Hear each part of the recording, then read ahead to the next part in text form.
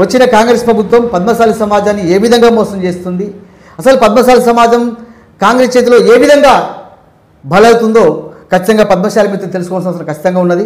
ముందుగా మనము మన పెద్దలు ఎల్రమణ గారు మండలిలో ఏం మాట్లాడిందో ఒకసారి ఆ మాటలు విన్న తర్వాత మనం కూడా మాట్లాడదాం. ఇట్లా ఒకసారి అన్నగారు మాట్లాడిన మాట వినండి.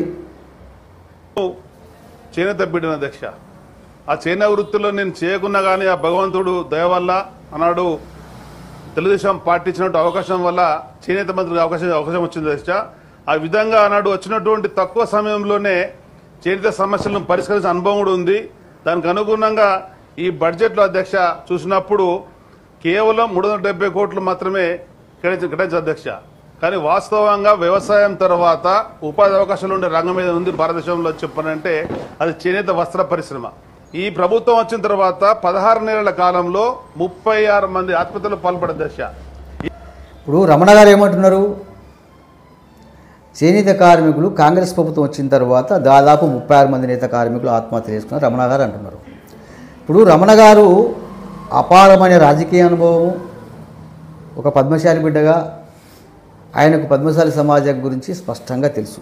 ఆయన చెప్పిన తర్వాత ప్రభుత్వం ఏం చేయాలి, ఆయన చెప్పిన విషయాల్ని లెక్కలకి తీసుకొని అవి అమల్లో పెట్టే పని చేయాలి కాంగ్రెస్ ప్రభుత్వం.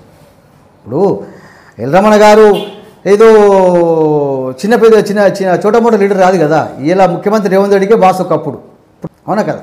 ఇప్పుడు అలాంటి ఒక అపారమైన రాజకీయ అనుభవం ఉన్నటువంటి నాయకుడు, పద్మశాలి బిడ్డ, ఆ సమాజం మీద అవగాహన ఉన్నది, గతంలో మంత్రిగా చేసిండు. ఆయన చెప్పినప్పుడు ప్రభుత్వం లెక్కలకి తీసుకోవాలి, చేనేత సంక్షేమం కోసం ప్రభుత్వం ఏం చేయాలో చేయాలి.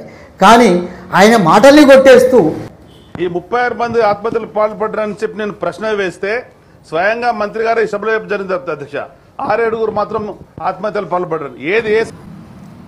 ఏమంటుండు తుమ్మల నాగేశ్వరరావు, ఎల్రమణ గారు 36 మంది నేత కార్మికులు ఆత్మహత్య చేసుకున్నారు అని లెక్కతో సహా చెప్పిండు. చెప్పినప్పుడు మంత్రి గారు తెలియకపోతే తెలుసుకోవాలి, కానీ 36 మంది కాదు 6 అయిపోయింది అంటే నువ్వెవడిలో చెప్పడానికి, అంటే కాంగ్రెస్ ప్రభుత్వం చెప్తే నేత కార్మికులు అవుతారా?